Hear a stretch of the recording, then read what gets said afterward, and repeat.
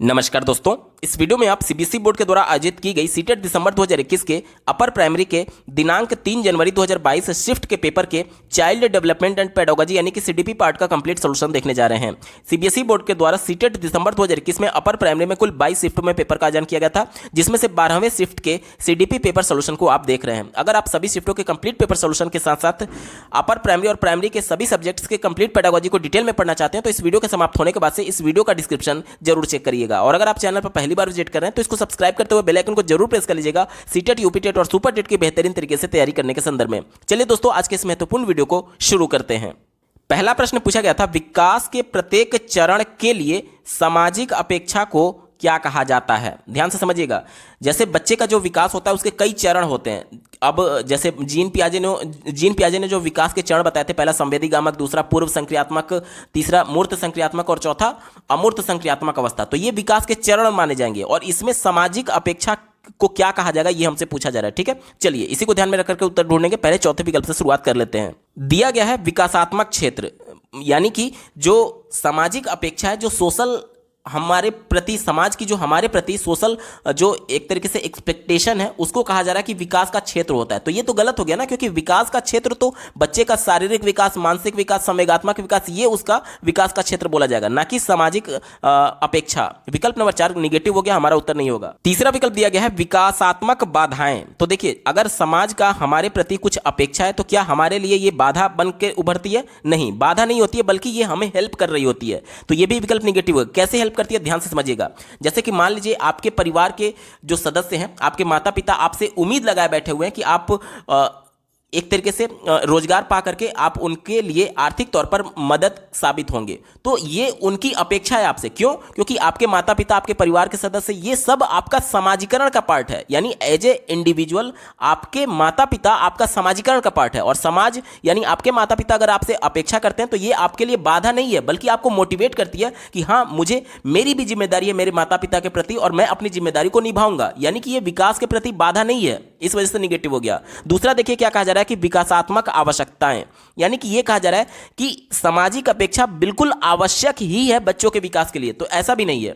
अब देखिए, कई लोगों के माता पिता ही नहीं होते हैं बचपन से, तो क्या वो उनका विकास नहीं हो रहा होता है? क्या वो शारीरिक विकास नहीं करते? क्या वो मानसिक विकास नहीं करते? क्या वो संवेगात्मक विकास नहीं करते हैं? बिल्कुल करते हैं। ये एक तरीके से उत्प्रेरक का काम करता है, लेकिन ऐसा नहीं है कि इसके एब्सेंस में बिल्कुल विकास रुक ही जाएगा। इसलिए आवश्यकता भी नहीं कह सकते हैं, क्योंकि आवश्यकता कहने का मतलब ये होता है कि ये एकदम मैंडेटरी है और इसके बिना विकास होगा ही नहीं। तो उस सेंस में कहा गया। तो ये विकल्प निगेटिव हो गया। एक ही पॉजिटिव यहां पर विकल्प बचा हुआ है। ऑप्शन नंबर 1 देखिए, विकासात्मक कार्य, यानी कि जो सामाजिक अपेक्षा है वो विकास का कार्य करता है। हमारे जो भी डेवलपमेंट होते हैं उसमें एक पॉजिटिव कैटलिस्ट की तरह व्यवहार कर रहा होता है, यानी विकासात्मक कार्य इसका बिल्कुल एप्रोप्रिएट जवाब हो जाएगा। विकल्प नंबर 1 सटीक जवाब है।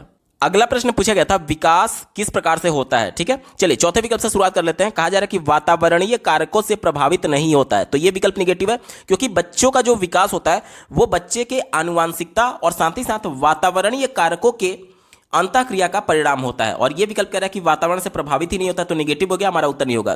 तीसरा देखिए, कहा जा रहा है कि एक आयामी होता है। आयाम क्या होता है? देखिए, यानी कि बच्चे का जो डेवलपमेंट हो रहा है वो किन किन एस्पेक्ट्स में हो सकता है। जाहिर सी बात है, बच्चे का जो विकास हो रहा होता है वो बच्चे का शारीरिक विकास भी होता है, मानसिक विकास भी होता है, संवेगात्मक विकास भी होता है, और ये सभी एक ही टाइम पे हो रहे होते हैं। ऐसा नहीं है कि बच्चे पहले खूब लंबा हो जाएगा, उसके बाद बच्चे का मेंटल डेवलपमेंट होगा, उसके बाद बच्चे में संवेग उत्पन्न होगा। सभी प्रक्रिया एक साथ चल रही होती है, यानी कि इसे एक आयामी नहीं कहा जा सकता, निगेटिव हो गया। दूसरा देखिए, कहा जा रहा है नीचे से ऊपर की ओर होता है। मान लीजिए ये बच्चा है, तो बोला जा रहा है कि इसका जो विकास होगा ये नीचे से ऊपर की ओर होता है। तो ये तो बिल्कुल निगेटिव हो गया ना, क्योंकि एक सिद्धांत ये कहता है कि बच्चे का जो विकास है वो चोटी से एड़ी तक हो सकता है, यानी ऊपर से नीचे तो होता है लेकिन नीचे से ऊपर नहीं होता। तो ये निगेटिव हो गया। एक ही विकल्प बचा, ऑप्शन नंबर 1 देखिए क्या कहा जा रहा है कि शरीर के मध्य से बाहर की दिशा में होता है। आपने एक सिद्धांत पढ़ा होगा, समीप दूराभिमुखी सिद्धांत। इसमें क्या होता है कि बच्चे का जो हार्ट है, यानी बच्चे का जो मध्य बिंदु है, वहां से बच्चा बाहर की तरफ जैसे जैसे आगे बढ़ेगा उस पर अपनी बॉडी पर कंट्रोल पा रहा होता है, यानी विकास की दिशा केंद्र से बाहर की तरफ आप कह सकते हैं। वहीं कहा गया है। विकल्प नंबर 1 यहां पर बिल्कुल पॉजिटिव हो जाएगा। अगला प्रश्न पूछा गया था, यहां पर देखिए एक स्टेटमेंट दिया गया और दूसरा रीजन दिया गया और दोनों को पढ़ करके सही विकल्प का चयन कर लेना है। पहले स्टेटमेंट को पढ़ लेते हैं। कहा जा रहा है कि संज्ञानात्मक विकास मध्य बाल्यावस्था तक तेजी से विकसित होता है फिर ठहर जाता है। मध्य बाल्यावस्था की एज ग्रुप क्या होती है, पहले इसको समझ लेते हैं। देखिए 0 से 2 साल तो आपका शैशवावस्था हो गया और 2 से लेकर के, ध्यान से देखिएगा, 2 से लेकर के 6 साल तक इसको पूर्व बाल्यावस्था कहते हैं। देखिए इसमें बहुत ज्यादा कंफ्यूजन होगा, इसको बिल्कुल आप ऐसा मत मान लीजिएगा कि सीरियस ही इसको, इसलिए क्योंकि अलग अलग किताब में आपको अलग अलग दिखेगा, तो आप एक रेंज ही मान सकते हैं, एग्जैक्ट बिल्कुल नहीं कह सकते, क्योंकि अलग अलग मनोवैज्ञानिकों ने अलग अलग एज ग्रुप बताया हुआ है। ठीक है, तो इसको आप ऐसा मत मान लीजिएगा कि मैं 2 से 6 बता रहा हूं, पूर्व बाल्यावस्था किसी बुक में अलग दिया है, इंटरनेट पर कुछ अलग दिया गया, ये बिल्कुल पॉसिबल हो सकता है। क्यों? क्योंकि अलग अलग मनोवैज्ञानिकों के द्वारा अलग अलग एज ग्रुप बताया गया, इस वजह से ये सभी चीजें होती हैं, तो इसको बहुत ज्यादा सीरियस आपको नहीं लेना है। ठीक है, पूर्व बाल्यावस्था क्या हो गया, 2 से 6 साल, 6 से 9 साल होता है मध्य बाल्यावस्था और 9 से 12 साल जो होता है वो उत्तर बाल्यावस्था होता है। हमसे प्रश्न किसके बारे में पूछा गया, मध्य बाल्यावस्था, यानी एज ग्रुप क्या हो जाएगा, 6 से 9 साल। अब ध्यान दीजिएगा, 6 से 9 साल के बच्चे को ध्यान में रख करके हमें उत्तर ढूंढना है। दिया गया है कि संज्ञानात्मक विकास मध्य बाल्यावस्था तक तेजी से विकसित होता है फिर ठहर जाता है। देखिए बच्चे का जो संज्ञानात्मक विकास है, कई मनोवैज्ञानिकों ने कहा था कि बच्चे को जो कुछ भी बनना है वो शुरुआत के 5 साल में बन जाता है। यानी संज्ञानात्मक विकास सबसे तेजी से कब होता है, जब बच्चा 0 से 5 साल का तक का होता है, और ये प्रश्न हमसे 6 से 9 साल के बीच में पूछा गया है, तो ये विकल्प गलत हो गया ना। दूसरा देखिए क्या कहा जा रहा है कि मानव मध्य बाल्यावस्था के चरण के बाद नई चीजें नहीं सीख सकता है, ये तो बिल्कुल ही निगेटिव है, क्योंकि जो अधिगम है यानी सीखने की जो प्रक्रिया वो जीवन पर्यंत चलती है। ऐसा थोड़ी है कि 6-9 साल के बाद बच्चा बिल्कुल ही नहीं सीख पाएगा, तो ये तो बिल्कुल ही निगेटिव हो गया, यानी इसके दोनों विकल्प गलत है। देखिए ऑप्शन में, देखिए ऑप्शन नंबर 4 में बात की गई है, ए और आर दोनों गलत है, इसका बिल्कुल एप्रोप्रिएट जवाब हो जाएगा।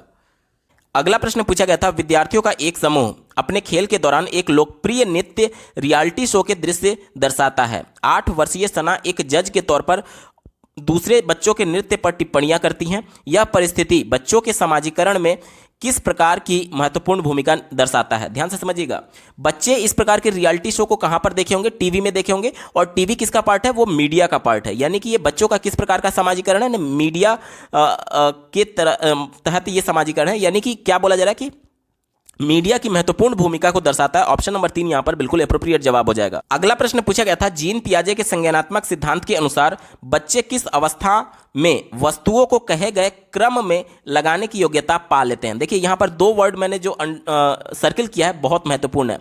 देखिए हमसे क्या पूछा जा रहा है कि बच्चों में जो क्रम की प्रॉपर्टी है, यानी सीरीज, यानी कि बड़ा कौन है छोटा कौन है, इसके बारे में, बच्चे क्रम के बारे में किस अवस्था में बिल्कुल इस योग्यता को पा लेते हैं, यानी बिल्कुल मैच्योर हो जाते हैं इस अवस्था में। देखिए बच्चे के संदर्भ में जो जीन पियाजे का चरण दिया गया था, ये आप स्क्रीन पर देख पा रहे। देखिए ये जो क्रम वाली प्रॉपर्टी है, ये बच्चे का शुरू हो जाता है पूर्व संक्रियात्मक अवस्था में, लेकिन मैच्योर, यानी जब बिल्कुल बच्चा क्रम में एकदम मैच्योर हो जाता है, वो अवस्था आती है हमारा मूर्त संक्रियात्मक अवस्था में। अब आपके मन में प्रश्न आ रहा होगा कि दोनों में से हम उत्तर किसे चुने। देखिए हमें प्रश्न में ही हिंट दिया गया है, योग्यता पा लेते हैं, यानी शुरुआत नहीं हो रही है, बल्कि योग्यता यहां पर बिल्कुल मैच्योर हो चुकी है, यानी बच्चा अब क्रम में लगा ही लेगा। तो ये मूर्त संक्रियात्मक अवस्था, ऑप्शन नंबर 3 यहां पर बिल्कुल एप्रोप्रिएट जवाब होगा, क्योंकि यहां से तो शुरुआत हुई थी ना, यहां पर जाके बच्चा मैच्योर होता है इस प्रॉपर्टी में, तो ऑप्शन नंबर 3 ही यहां पर बिल्कुल करेक्ट होगा।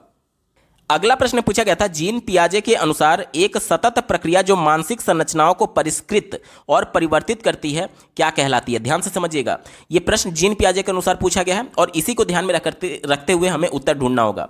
देखिए जीन पियाजे ने यह कहा था कि बच्चे किसी भी इंफॉर्मेशन को देखते हैं तो उनके मन में 2 प्रकार की चीजें हो सकती हैं, या तो उस इंफॉर्मेशन से पहले मतलब जो इंफॉर्मेशन बच्चे ने देखा है वो हो सकता है कि उस इंफॉर्मेशन से जुड़ा हुआ कोई स्कीमा पहले से उसके माइंड में बना हुआ है। देखिए पहले से उसके माइंड में स्कीमा बना हुआ है। स्कीमा क्या होता है, सेट ऑफ इंफॉर्मेशन, यानी कि जिस प्रकार से हमारे मोबाइल में अलग अलग फाइल के लिए अलग अलग फोल्डर्स बने हुए हैं, उसी प्रकार से बच्चे के माइंड में या फिर हमारे माइंड में क्या होता है कि अलग अलग इंफॉर्मेशन को सेव करने के लिए अलग अलग स्कीमा बने होते हैं, यानी सिंपली इसे आप फोल्डर समझ सकते हैं जिसमें बच्चे इंफॉर्मेशन को सेव रखते हैं। अब ये फोल्डर्स जो होते हैं, जिस प्रकार से आपके मोबाइल में जो फोल्डर्स होते हैं वो अलग अलग कैटेगरी के लिए अलग अलग बटे हुए, जैसे कि MP3 एक्सटेंशन के लिए अलग फोल्डर, वीडियो क्लिप्स के लिए एक्सटेंशन के लिए अलग फोल्डर, यानी उनकी प्रॉपर्टीज के आधार पर वो बटे हुए हैं। इसी प्रकार से जो बच्चे इंफॉर्मेशन माइंड में सेव करते हैं वो भी अलग अलग प्रॉपर्टीज के आधार पर बटे होते हैं, अलग अलग स्कीमा बने होते हैं। ठीक है, देखिए अब क्या होता है कि जब पहली बार बच्चे ने किसी नए इंफॉर्मेशन को देखा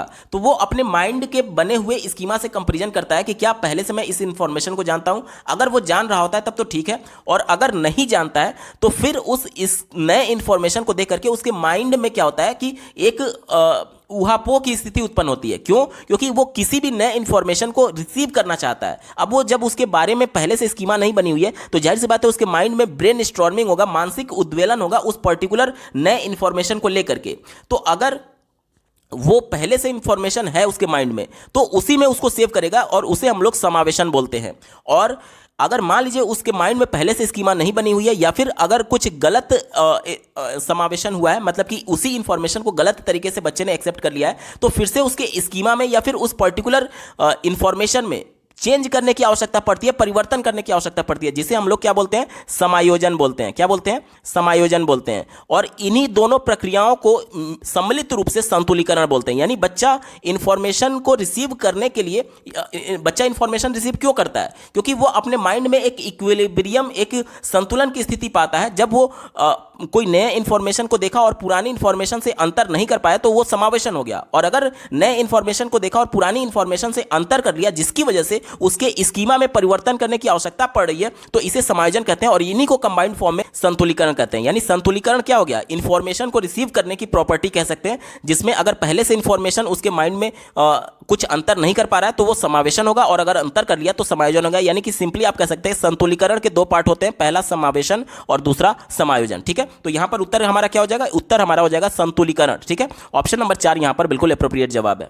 अगला प्रश्न पूछा गया था, विद्यार्थियों को एक समस्या का हल खोजने में संघर्ष करते देख कर उनकी सहायता के लिए अध्यापिका उन्हें संकेत और आधे सुलझे उदाहरण देती है। लेव वाइगोत्स्की के सिद्धांत के अनुसार यह किसका उदाहरण है? ध्यान से समझिएगा। लेव वाइगोत्स्की के अनुसार आपको दिख रहा होगा एक ही टर्म उनके द्वारा पाड़ यानी कि स्कैफोल्डिंग, इसका बिल्कुल सटीक जवाब हो जाएगा। स्कैफोल्डिंग में क्या होता है? बच्चे को शुरुआती मदद दी जाती है, यानी उनकी सहायता की जाती है। यहां पर देखिए सहायता वर्ड यूज किया गया। ऑप्शन नंबर 1 स्कैफोल्डिंग यानी पाड़, इसका बिल्कुल सटीक जवाब है।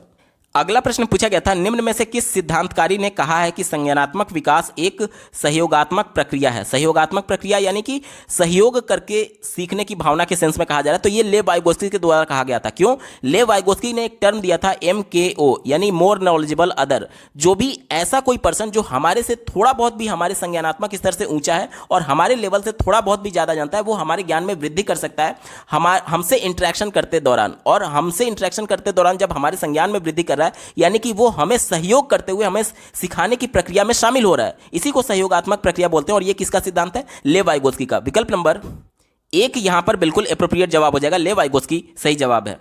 अगला प्रश्न पूछा गया था, लॉरेंस कोहलबर्ग के सिद्धांत की मुख्य आलोचना क्या है? देखिए, लॉरेंस कोहलबर्ग ने जो अपना सिद्धांत दिया था उसके लिए जो उन्होंने प्रयोग किया था वो केवल पुरुषों पर किया था, महिलाओं पर उन्होंने कोई भी परीक्षण नहीं किया था। इस हिसाब से जो उनका सिद्धांत है वो महिलाओं पर लागू होगा या नहीं, इसका कोई भी प्रमाणिक प्रूफ उन्होंने नहीं दिया था। इस वजह से इसीलिए उनकी आलोचना की जाती है कि उनका जो सिद्धांत है वो महिलाओं पर परीक्षण नहीं किया गया था। देखिए, ऑप्शन नंबर 1 में इसी की बात की गई थी। उसके सिद्धांत में नारी परिपेक्ष गौण है, गौण मतलब कि गायब है। ठीक है, यानी उन्होंने नारियों पर यानी महिलाओं पर इसका परीक्षण नहीं किया था। ऑप्शन नंबर 1 इसका बिल्कुल एप्रोप्रिएट जवाब हो जाएगा। अगला प्रश्न पूछा गया था, हार्वर्ड गार्डनर ने सुझाव दिया कि अलग अलग प्रकार की बुद्धियां होती हैं। निम्नलिखित में से कौन सी बुद्धि गार्डनर द्वारा प्रस्तावित प्रकारों में से एक नहीं है? यानी कौन सा बुद्धि का प्रकार गार्डनर ने नहीं बताया था चारों विकल्पों में से, वही वाला हमारा उत्तर हो जाएगा। ठीक है, संगीतमय बुद्धि, संगीतीय बुद्धि उनके द्वारा बताया गया था, भाषाई बुद्धि भी बताया गया था, शारीरिक गति संवेदी बुद्धि भी बताया गया था। तो ये तीनों तो बताया गया था, तो ये हमारा उत्तर नहीं होगा। एक ही विकल्प बचा, ऑप्शन नंबर 4। देखिए, व्यवहारिक बुद्धि उनके द्वारा नहीं बताया गया था, और यही हमसे प्रश्न में पूछा गया था कि कौन सा प्रकार उन्होंने नहीं बताया, तो ऑप्शन नंबर 4 यहां पर बिल्कुल एप्रोप्रिएट जवाब हो जाएगा। अगला प्रश्न पूछा गया था, इनमें से कौन सा विकल्प एक प्रगतिशील कक्षा में संरचनात्मक शिक्षण का उदाहरण है? ठीक है, चौथे विकल्प से शुरुआत करते हैं। बार बार वेधन और अभ्यास। वेधन यानी मशीन की तरह ड्रिलिंग करने की बात करता है, ड्रिल यानी मशीन की तरह व्यवहार करने की बात करता है, हमारा उत्तर नहीं होगा। तीसरा देखिए, पुरस्कार और दंड। दंड चाहे शारीरिक हो या फिर शाब्दिक हो, हमेशा निगेटिव होता है, कभी भी हमारा उत्तर नहीं होगा। दूसरा देखिए, रट कर याद करना, ये सभी वर्ड निगेटिव में, कभी भी उत्तर नहीं होगा। एक ही विकल्प बचा, ऑप्शन नंबर 1। देखिए, विविध स्पष्टीकरण, यानी कि जब अलग अलग तरीके से बच्चे को स्पष्टीकरण दिया जाएगा, यानी अलग अलग तरीके से कॉन्सेप्ट बताया जाएगा, तब बच्चे का कॉन्सेप्ट के प्रति संरचनात्मक शिक्षण अर्थपूर्ण हो सकता है। विकल्प नंबर 1 यहां पर बिल्कुल पॉजिटिव है, यही इसका सटीक जवाब हो जाएगा। अगला प्रश्न पूछा गया था, बहुभाषिकता के संदर्भ में निम्न में से कौन सा दृष्टिकोण उपयुक्त है। बहुभाषिकता क्या कहती है? बहुभाषिकता को एनसीएफ 2005 एक संसाधन के तौर पर देखता है और इसका मानना यह है कि बच्चे अपनी जो शुरुआती शिक्षा है, बुनियादी शिक्षा है, उसको मातृभाषा में शुरू करेंगे और धीरे धीरे वो विद्यालय के औपचारिक भाषा के संपर्क में आएंगे और अन्य भाषाओं को सीखेंगे। ठीक है, चलिए इसी को ध्यान में रखकर के उत्तर ढूंढेंगे। पहला विकल्प दिया गया है, विद्यार्थियों को विद्यालय अवधि के दौरान उनकी मातृभाषा और स्थानीय भाषा का उपयोग करने के लिए दंडित करना। यानी ये विकल्प उनको उनकी मातृभाषा के उपयोग करने से रोक रहा है, निगेटिव हो गया, हमारा उत्तर नहीं होगा। वैसे भी दंडित जहां पर भी दिख गया वो निगेटिव ही होगा। ठीक है, दूसरा देखिए, स्कूलों को केवल उन्हीं विद्यार्थियों को प्रवेश देना चाहिए जिनकी मातृभाषा निर्देश की भाषा के समान है। केवल एकमात्र एक ही, पूर्ण रूप से, संपूर्ण रूप से, ये जितने भी वर्ड होते हैं हमेशा निगेटिव होते हैं, कभी भी हमारा उत्तर नहीं होगा। केवल क्योंकि एक ही पक्ष की केवल बात करते हैं, दूसरे पक्ष को इग्नोर कर देते हैं। ठीक है, चौथा देखिए, शिक्षक को कक्षा में उन बच्चों की उपेक्षा करनी चाहिए जो कक्षा में अपनी मातृभाषा का उपयोग करते हैं। देखिए, बच्चा किसी भी प्रकार का है, आप उसको इग्नोर नहीं कर सकते। समावेशी कक्षा ये कहता है कि सबको एक साथ लेकर के चलना है। यहां पर इग्नोर करने की बात की जा रही है, उपेक्षा करने की बात की जा रही है, निगेटिव हो गया, हमारा उत्तर नहीं होगा। एक ही विकल्प बचा, ऑप्शन नंबर 3 देखिए, शिक्षक को सभी भाषाओं का सम्मान करना चाहिए और कक्षा में एक ऐसा वातावरण स्थापित करना चाहिए जो सभी विद्यार्थियों के लिए समावेशन को बढ़ावा दे। तो ये समावेशी कक्षा का विकल्प है और कहीं ना कहीं सभी बच्चों को समावेशित कैसे कर पाएंगे? अब जब सभी बच्चों के मातृभाषा को आप कक्षा में सम्मान की नज़र से देखेंगे, यानी प्रत्येक बच्चे को उनकी मातृभाषा में अपने आप को एक्सप्रेस करने का मौका देंगे। यही तो होता है बहुभाषिकता, यानी बच्चे अपनी मातृभाषा में शिक्षा प्रारंभ कर रहे हैं। उस सेंस में विकल्प नंबर 3 यहां पर बिल्कुल एप्रोप्रिएट है, यही इसका सटीक जवाब हो जाएगा।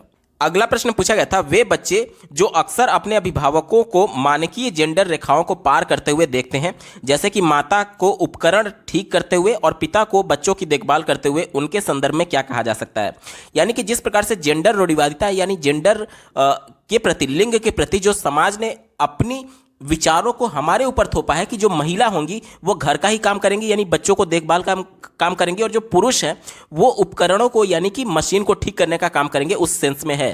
तो यहाँ पर कोई एक बच्चा है, वो अपने माता पिता को इसके विपरीत काम करते हुए देखता है। माता को देखता है कि वो उपकरण को ठीक कर रही हैं और पिता को देखता है कि वो बच्चे का देखभाल कर रहे हैं। इससे क्या होगा कि जो जेंडर रूढ़िवादी विचार है जो समाज के द्वारा हमारे ऊपर थोपे गए, उस बच्चे में इस रूढ़िवादी विचार के प्रति चुनौती मिलेगी और कहीं ना कहीं बच्चे इस जेंडर रूढ़िवादिता का अनुसरण नहीं करेंगे, क्योंकि वो समझ जाएंगे कि ये समाज के द्वारा हमारे ऊपर थोपा गया है। ये कोई साइंटिफिकली प्रूफ नहीं है कि महिला है तो यही काम करेगी और पुरुष है तो यही काम करेगा। ये समाज ने हमारे ऊपर अपनी विचारों को, अपने रूढ़िबद्ध विचारों को हमारे ऊपर थोप दिया है और इसको बच्चा वो अनुसरण नहीं करेगा। ठीक है, इसी को ध्यान में रखकर के उत्तर ढूंढेंगे। चौथा दिया गया है, कम संभावना है कि जो समाज में प्रचलित जेंडर मानदंडों के विरोध होंगे। तो ये तो निगेटिव हो गया ना, क्योंकि बच्चे को चुनौती मिल रही थी और ये उसका विरोध करेगा। ठीक है, और ये क्या कर रहा है कि कम संभावना है कि वो समाज में इस जेंडर मानदंडों का विरोध करेंगे। ठीक है, तो ये विकल्प निगेटिव हो गया, हमारा उत्तर नहीं होगा। तीसरा देखिए, अधिक संभावना है कि वो जेंडर रूढ़िवादियों का पालन करेंगे। तो जाहिर सी बात है उसका पालन थोड़ी करेगा, जब वो अपने परिवार में ही देख रहा है कि लड़कियां हैं तो वो मशीन भी ठीक कर सकती है, जो मेल है वो घर का देखभाल भी कर सकते हैं, तो वो उसको पालन थोड़ी करेगा, रूढ़िबद्ध विचारों को पालन थोड़ी करेगा। ये निगेटिव हो गया, हमारा उत्तर नहीं होगा। दूसरा देखिए, अधिक संभावना है कि वो जेंडर पृथक्करण का पालन करेगा। ये भी जेंडर रूढ़िवादी यानी लिंग के आधार पर भेदभाव करने की बात कर रहा है, तो ये भी हमारा उत्तर नहीं होगा। एक ही विकल्प बचा, कम संभावना है कि वो जेंडर रूढ़िवादियों का अनुसरण करेगा। यानी कि इस बात की कम संभावना है कि चूंकि उसने अपने परिवार में देख लिया है कि महिला उपकरण भी ठीक कर सकती है और पिता जो है, जो पुरुष है, वो बच्चों का देखभाल भी कर सकते हैं, तो अब कम संभावना है कि वो इस प्रकार के जेंडर रूढ़िवादियों विचारों का अनुसरण करे। ठीक है, तो ऑप्शन नंबर 1 यहां पर बिल्कुल एप्रोप्रिएट है, यही इसका सटीक जवाब हो जाएगा। अगला प्रश्न पूछा गया था, राष्ट्रीय शिक्षा नीति 2020 के अनुसार आकलन के क्या उद्देश्य हैं? आकलन का क्या उद्देश्य है, ये हमसे पूछा जा रहा है। पहले विकल्प से शुरुआत कर लेते हैं। कहा जा रहा है कि सीखने के स्तर को सुनिश्चित करने के लिए विद्यार्थियों में तनाव उत्पन्न करना और डर पैदा करना। तनाव और डर जो है वो हमेशा निगेटिव है, और चूंकि ये निगेटिव इमोशंस बच्चे में जनरेट होगा जो कि उसके अधिगम को निगेटिव तौर पर प्रभावित कर रहा होगा। ये पूरा विकल्प ही निगेटिव है, कभी भी हमारा उत्तर नहीं होगा। दूसरा देखिए, अध्यापन अधिगम क्रियाओं को दोहराना। मैं यहां पर स्टार लगा रहा हूं, आगे आपको पता चलेगा क्यों। तीसरा देखिए, अधिगम और विकास को अनुकूलित करना। बिल्कुल सही बात है, बच्चा किस प्रकार से सीख पा रहा है या नहीं सीख पा रहा है, किस प्रकार से उसको उसको अनुकूलन प्रदान किया जा सकता है कक्षा के माहौल में, किस प्रकार से उसका सहज तौर पर उसको सिखाया जा सकता है, इसका पता लगाने के लिए आकलन किया जाता है बच्चे को। यानी कि कोई कॉन्सेप्ट बच्चे को समझ में नहीं आ रहा है तो जाहिर सी बात है वो कक्षा में अनुकूलन कब कर पाएगा, जब उसकी समस्या पर हम लोग फोकस करेंगे, उसकी समस्या को दूर करने की कोशिश करेंगे। और उसकी समस्या को दूर करने के लिए पहले उसकी समस्या को पहचानना होगा, यानी उसका आकलन करना होगा। तो ये बात तो बिल्कुल पॉजिटिव है, हमारा उत्तर होगा। चौथा देखिए, कक्षा के अंदर और बाहर विद्यार्थियों को समर्थन देना, बिल्कुल सही बात है।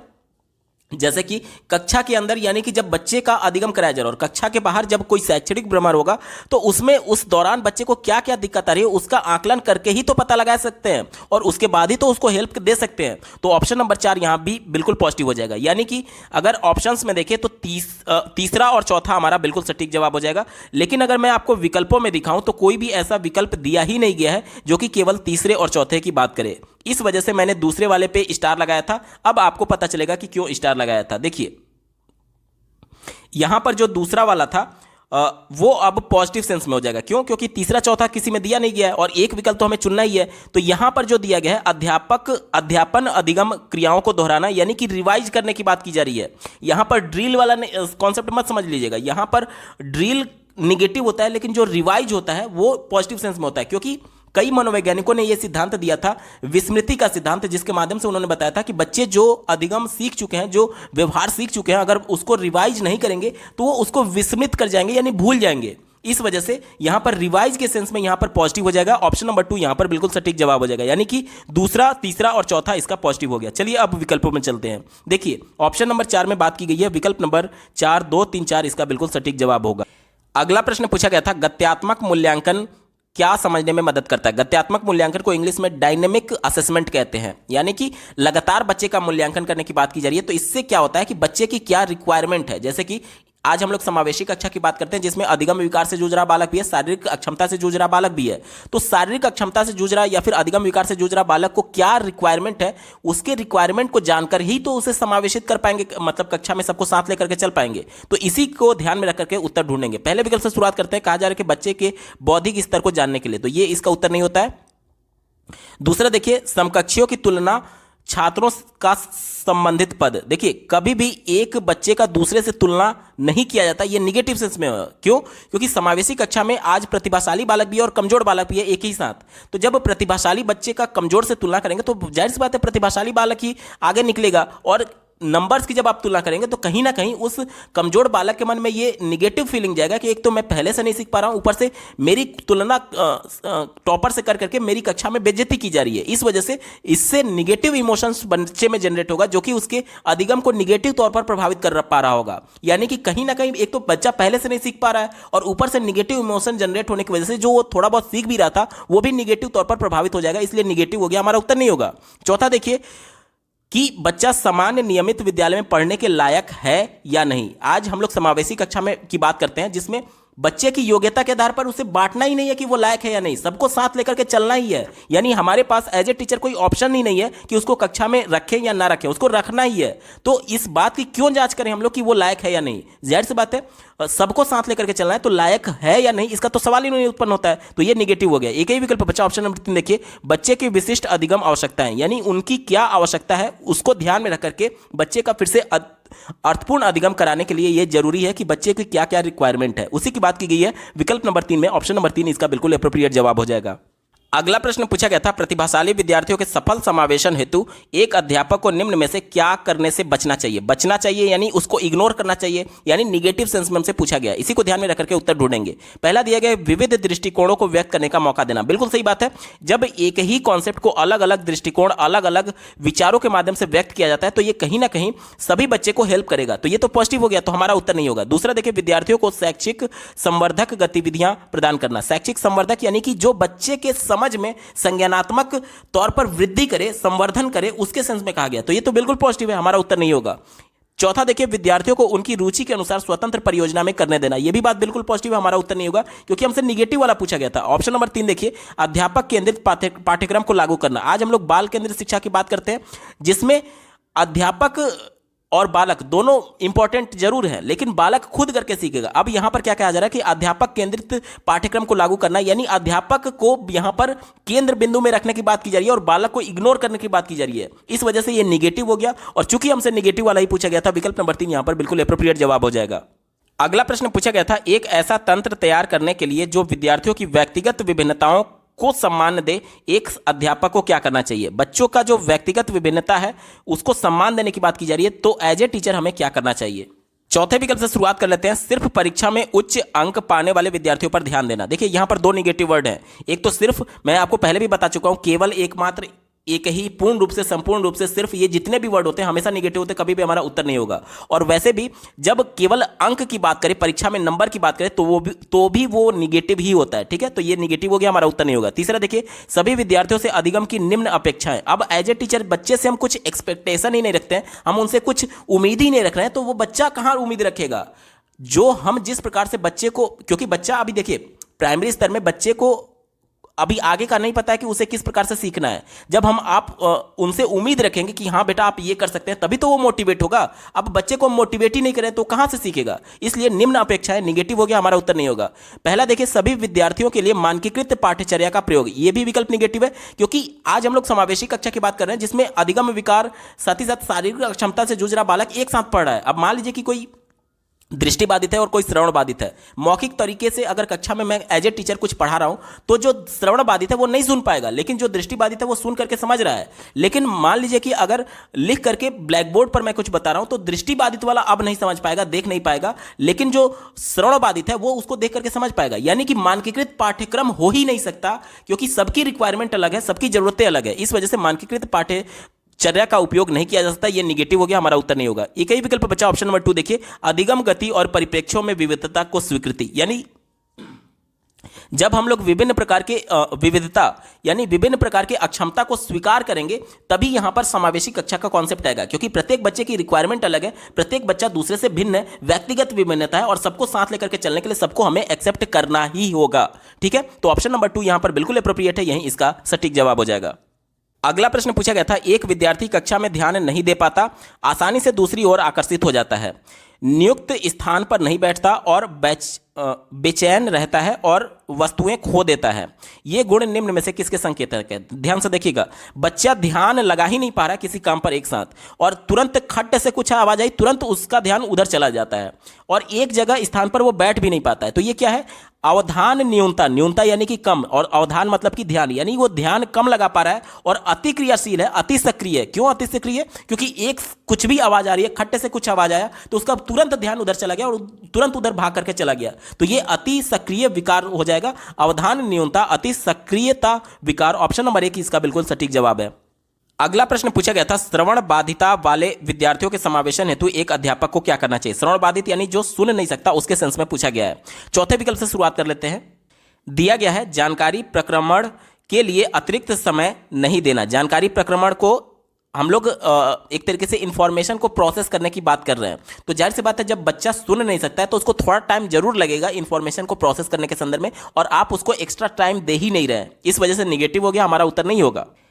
तीसरा विकल्प देखिए, सहायक तकनीकों यानी प्रौद्योगिकी के इस्तेमाल से बचना चाहिए। देखिए जो श्रवण बाधित बच्चे होते हैं उनके कान में आप एक विशेष प्रकार की मशीन देखते होंगे जो कि उनको हेल्प करता है सुनने में, यानी वो टेक्नोलॉजी का पार्ट है और इसके इस्तेमाल से बचने के लिए कहा जा रहा है, यानी इग्नोर करने की बात कर रहा है, तो ये तो निगेटिव हो गया। दूसरा देखिए, सांकेतिक भाषा के इस्तेमाल को हतोत्साहित करना। सांकेतिक भाषा यानी जिस प्रकार से साइन लैंग्वेज का इस्तेमाल किया जाता है, जिसको देख करके बच्चा समझ सकता है, क्योंकि भले वो सुन नहीं रहा है लेकिन हाथों के इशारों को देख करके वो समझ पाएगा, तो इसे भी हतोत्साहित करने की यानी इग्नोर करने की बात की जा रही है, तो ये भी निगेटिव हो जाएगा।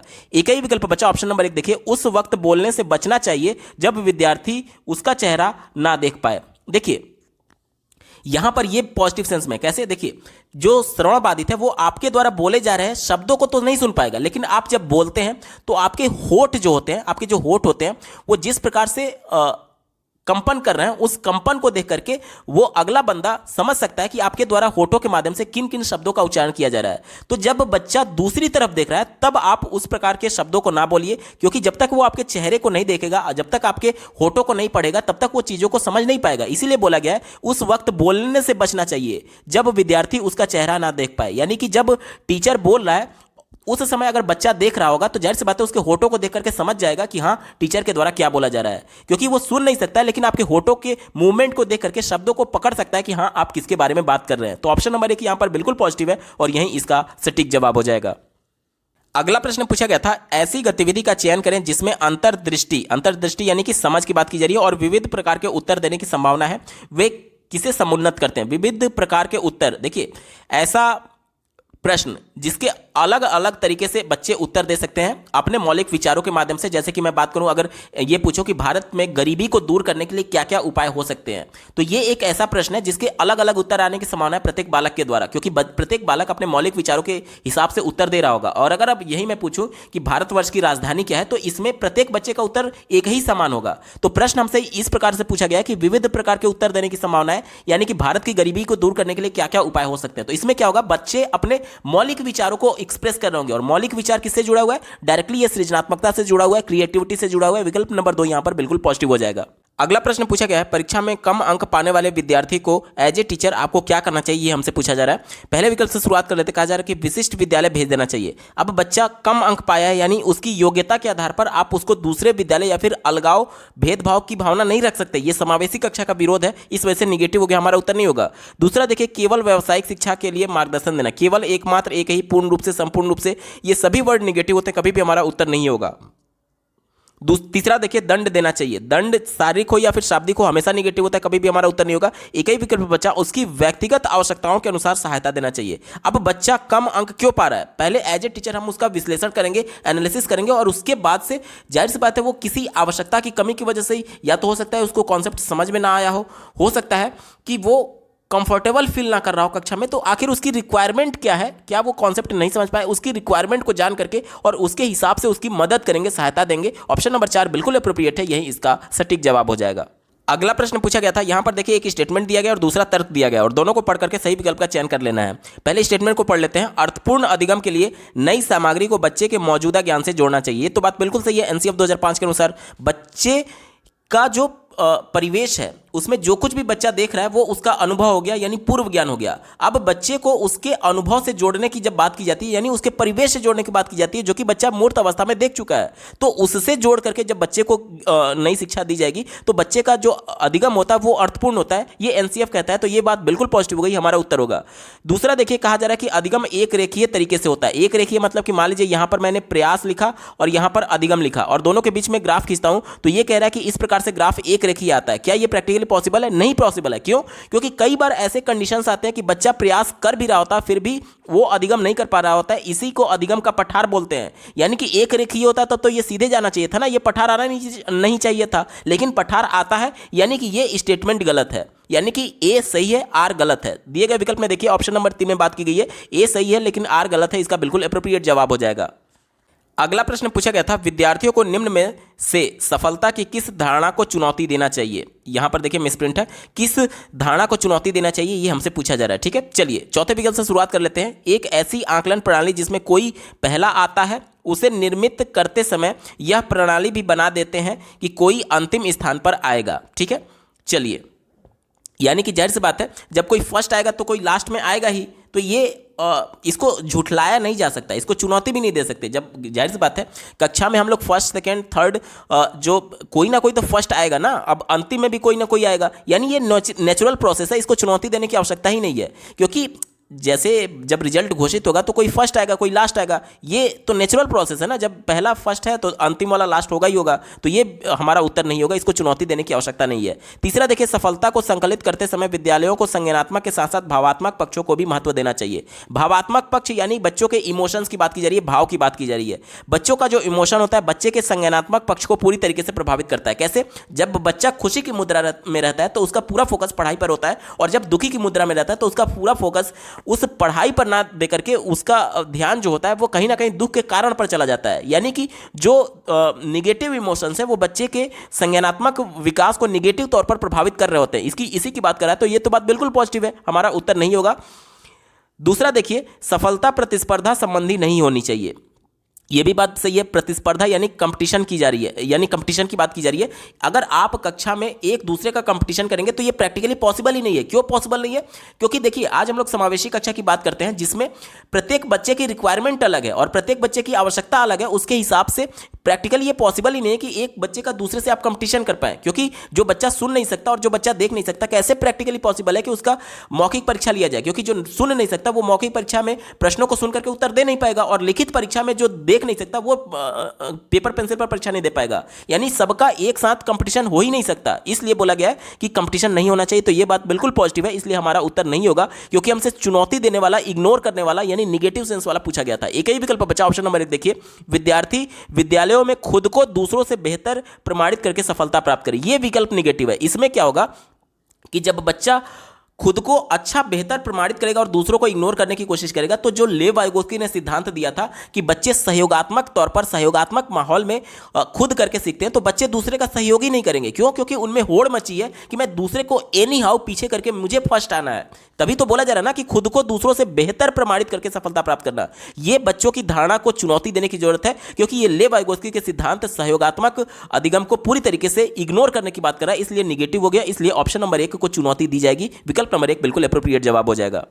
अगला प्रश्न पूछा गया था, किसी संप्रत्यय को पढ़ाते समय एक अध्यापिका को निम्न में से क्या नहीं करना चाहिए? निगेटिव वाला हमसे पूछा गया है। पहले विकल्प से शुरुआत कर लेते हैं। कहा जा रहा है कि रूपकों का विभिन्न क्षेत्रों वह एक ही क्षेत्र उपयोग। बिल्कुल सही बात है। रूपक का क्या होता है? अल्टरनेट्स की बात की जा रही है। जैसे मान लीजिए एक प्रोसेस बच्चे को बताया गया, एक प्रश्न को सॉल्व करने की विधि बताई गई, तो उससे रिलेटेड अनेक जो अल्टरनेट होते हैं, अलग अलग प्रोसेस होते हैं, उसकी भी चर्चा की जा रही है। तो ये तो बात बिल्कुल पॉजिटिव है ना, इससे बच्चे और अर्थपूर्ण तरीके से सीख पाएंगे। ये पॉजिटिव है।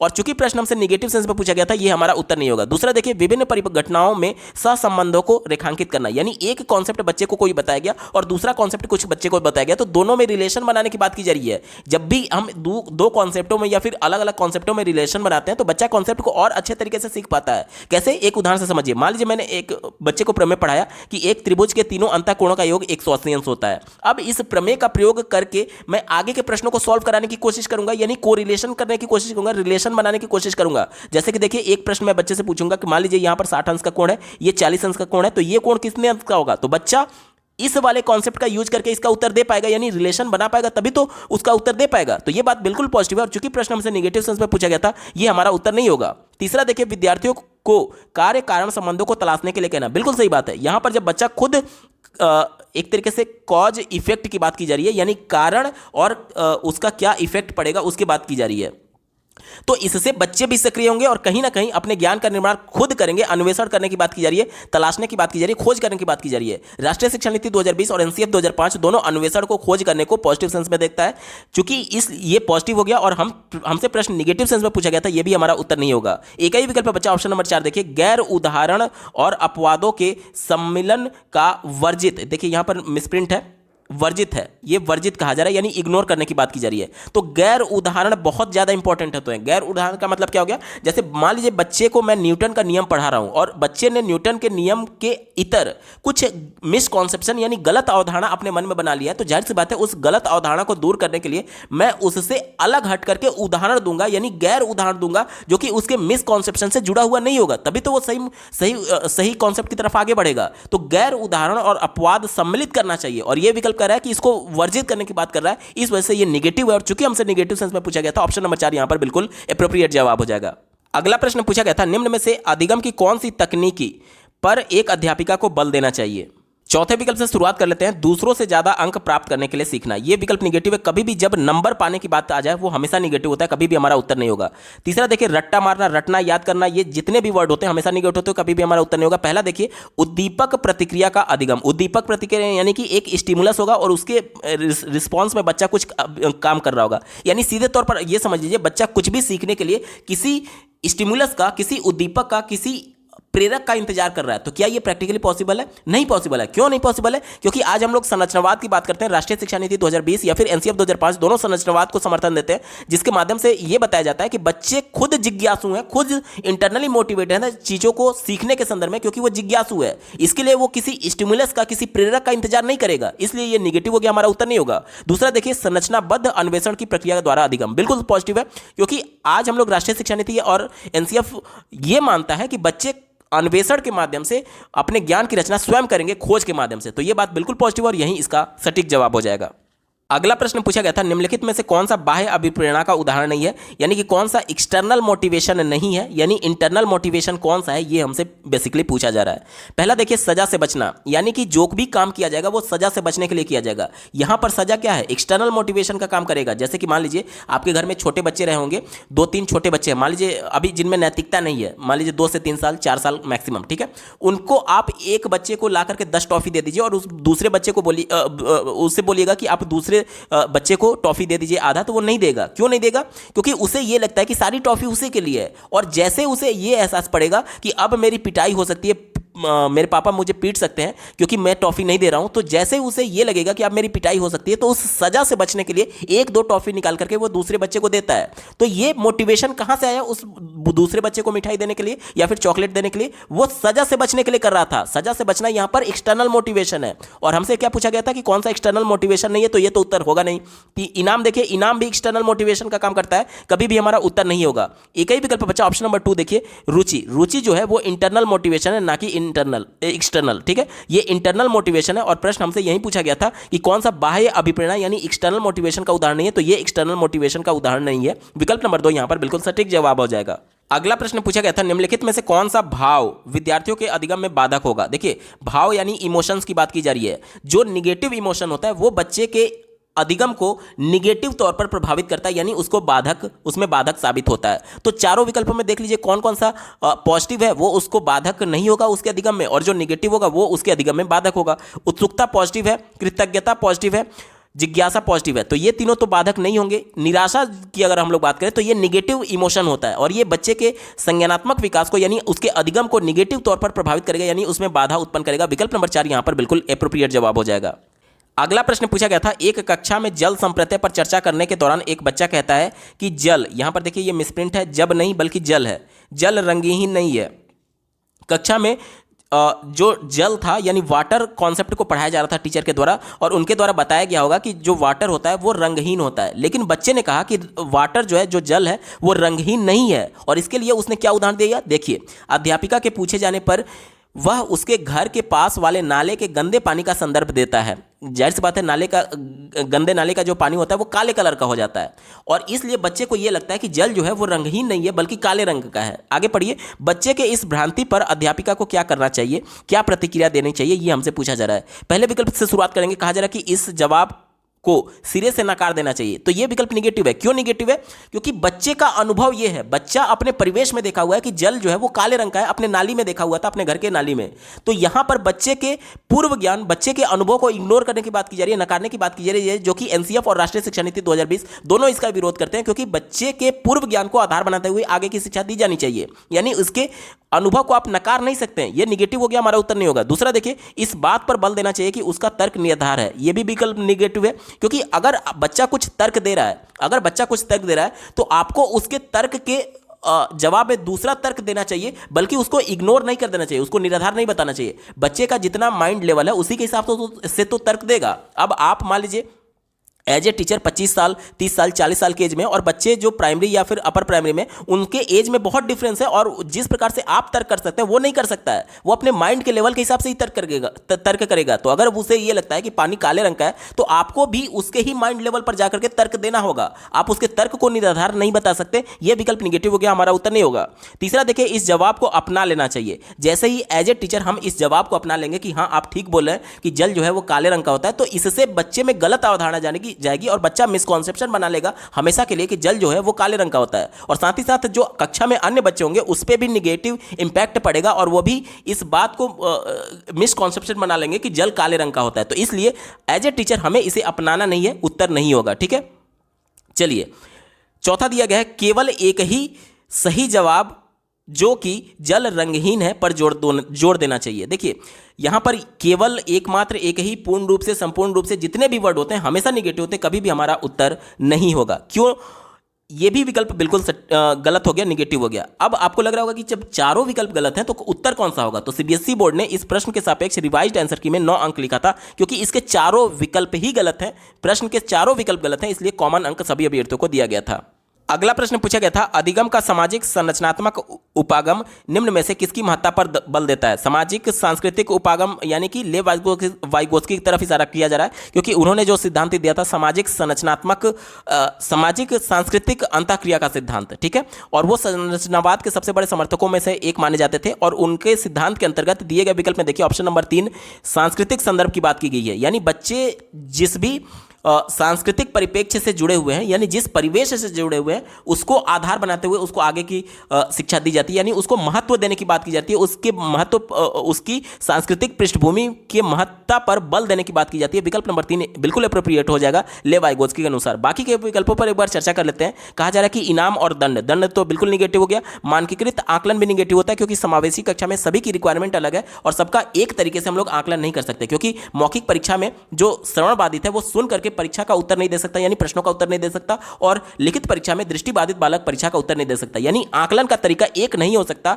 मानकीकृत नहीं हो सकता। चौथा देखिए प्रतिपादक अध्यापन। प्रतिपादक मतलब क्या हो गया कि इसमें यह माना जाता है कि बच्चे कोरे कागज होते हैं और उनके ज्ञान को हम लोग इंफॉर्मेशन दे करके उनके ज्ञान को बढ़ाते हैं, जबकि ये निगेटिव होता है। क्यों? क्योंकि आज हम लोग संरचनावाद की बात कर रहे हैं और संरचनावाद में बच्चे ज्ञान के प्राप्तकर्ता नहीं होते बल्कि निर्माणकर्ता होते हैं, तो ये ज्ञान के प्राप्तकर्ता की बात करता है, इसलिए निगेटिव हो गया। एक ही विकल्प पॉजिटिव था लेव वाइगोत्स्की के अनुसार। विकल्प नंबर 3 यहां पर बिल्कुल एप्रोप्रिएट जवाब हो जाएगा।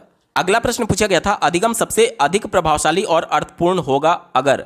अधिगम कब प्रभावशाली होगा यह हमसे पूछा जा रहा है। चौथे विकल्प से शुरुआत कर लेते हैं। जानकारी असंबंधित खंडों में प्रस्तुत की जाए, यानी मान लीजिए कोई एक बड़ा कॉन्सेप्ट है तो इसको छोटे छोटे कॉन्सेप्ट में बांटने की तो बात की जा रही है, लेकिन असंबंधित यानी कि एक चेन में, एक सीरीज में अगर आप बताएंगे कॉन्सेप्ट को तो चीज़ों को बच्चे जल्दी सीखते हैं। लेकिन कॉन्सेप्ट को इस प्रकार से बताया जा रहा है कि एक कॉन्सेप्ट पहले बताया गया, उससे जुड़ा हुआ अगला कॉन्सेप्ट बिल्कुल अंत में बताया जा रहा है और कोई नया कॉन्सेप्ट बीच में डाल दिया जा रहा है जो कि एक दूसरे से रिलेटेड नहीं थे। इस वजह से बच्चे इंफॉर्मेशन को सही से रिसीव नहीं कर पाएंगे और ये निगेटिव हो गया। क्यों? क्योंकि बच्चे जब संबंधित खंडों में इंफॉर्मेशन को रिसीव करेंगे तभी तो सब में रिलेशन बना पाएंगे, और बिना रिलेशन बनाए पूरे कॉन्सेप्ट को नहीं समझ पाएंगे, इसलिए निगेटिव हो गया, हमारा उत्तर नहीं होगा। तीसरा देखिए, अधिगमकर्ता बाह्य कारकों से अभिप्रेरित हो, बिल्कुल निगेटिव है। क्यों? क्योंकि बच्चे के लिए बाह्य कारक जो होता है वो हमेशा निगेटिव होता है, यानी एक्सटर्नल मोटिवेशन की बात की जा रही है। एक्सटर्नल मोटिवेशन निगेटिव सेंस में देखा जाता है। जैसे एक छोटा सा उदाहरण मैं दे रहा हूं, मान लीजिए आपके घर में छोटा बच्चा है 2 से 3 साल का, 4 साल का, जिसमें अभी नैतिकता नहीं है। अगर आप उससे एक गिलास पानी लाने के लिए बोलेंगे वो नहीं लाएगा, लेकिन जैसे ही आप उससे बोलेंगे कि बेटा एक गिलास पानी ला दो, मैं आपको एक चॉकलेट दूंगा, वो तुरंत भाग करके जाएगा और एक गिलास पानी ला करके आपको देगा। आपको क्या लग रहा है, वो आपके कहने पर पानी लाया? नहीं, वो चॉकलेट के लालच में पानी लाया था। चॉकलेट यहां पर एक्सटर्नल मोटिवेशन का काम कर रहा है। लेकिन कभी ना कभी एक ऐसा समय आएगा कि जब बच्चे का चॉकलेट से मन भर जाएगा और उसके बाद कितना भी आप एक्सटर्नल मोटिवेशन, यानी चॉकलेट का उदाहरण उसे आप दीजिए, चॉकलेट उसे दीजिए, वो पानी लेकर के नहीं आएगा, क्योंकि जो पानी लाने का उसका लालच था चॉकलेट, अब उससे उसका मन भर चुका है, सैचुरेशन पॉइंट आ चुका है। यानी बाह्य कारक जो होते हैं उसका कभी ना कभी सैचुरेशन पॉइंट आ जाता है, उसके बाद बच्चे मोटिवेट नहीं हो पाते हैं सीखने के लिए। इस वजह से ये निगेटिव माना जाता है, कभी भी हमारा उत्तर नहीं होगा। दूसरा देखिए, अधिगमकर्ता प्रदर्शन अभिमुखी होने चाहिए। प्रदर्शन अभिमुखी यानी रिजल्ट ओरिएंटेड की बात कर रहा है। रिजल्ट ओरिएंटेड यानी बच्चे नंबर के पीछे भाग रहे हैं। नंबर के पीछे भागने में बच्चे क्या होते हैं कि एनी हाउ वो चाहते हैं कि मैं फर्स्ट आऊं, मैं टॉप करूं, तो उस कंडीशन में बच्चे अधिगम पर ध्यान नहीं दे रहे होते हैं। अधिगम क्या होता है? बच्चों के प्रयास के माध्यम से उनके व्यवहार में जो परिवर्तन होता है उसे अधिगम बोलते हैं। तो बच्चे अब व्यवहार में परिवर्तन ना करने के बावजूद चीजों को रटने लगते हैं, एनी हाउ मुझे कक्षा में टॉप करना है। अगर प्रदर्शन अभिमुखी होगा तो प्रदर्शन अभिमुखी हमेशा निगेटिव सेंस में होता है, कभी भी हमारा उत्तर नहीं होगा। एक ही विकल्प बचा, ऑप्शन नंबर 1 देखिए, यह संदर्भित रूप में होगा। संदर्भित रूप में हो, संदर्भित रूप यानी कि बच्चे का जो परिवेश है उससे संदर्भ लेने की बात की जा रही है, और एनसीएफ 2005 परिवेश को बिल्कुल एप्रोप्रिएट मानता है बच्चे के कॉन्टेक्स्ट के संदर्भ में। क्यों? क्योंकि बच्चे परिवेश में जो कुछ भी देख रहे हैं वो उसका अनुभव हो गया, यानी पूर्व ज्ञान हो गया, और पूर्व ज्ञान से जोड़कर यही आगे की शिक्षा देने की बात की जाती है। ऑप्शन नंबर 1 बिल्कुल एप्रोप्रिएट है, यही इसका सटीक जवाब हो जाएगा। दोस्तों ये पेपर पूरा सॉल्व हो चुका है। आपको ये वीडियो कैसा लगा कमेंट के माध्यम से जरूर बताइएगा, क्योंकि आपका एक कमेंट मुझे मोटिवेट करेगा ऐसे ही महत्वपूर्ण वीडियो लाने के संदर्भ में। अगर आप सीटेट अपर प्राइमरी सभी शिफ्टों के कंप्लीट पेपर सॉल्यूशन के साथ साथ सीटेट प्राइमरी और अपर प्राइमरी में पूछे जाने वाले सभी सब्जेक्ट्स के कंप्लीट पेडागोजी को डिटेल में देखना चाहते हैं तो इस वीडियो के समाप्त होने के बाद से इस वीडियो का डिस्क्रिप्शन जरूर चेक करिएगा। और अगर आप चैनल पर पहली बार विजिट कर रहे हैं तो इसको सब्सक्राइब करते हुए बेल आइकन को जरूर प्रेस कर लीजिएगा, सीटेट, यूपीटेट और सुपरटेट की बेहतरीन तरीके से तैयारी करने के संदर्भ में। इस वीडियो को देखने के लिए आपका बहुत बहुत धन्यवाद। भगवान करे आपका दिन शुभ हो।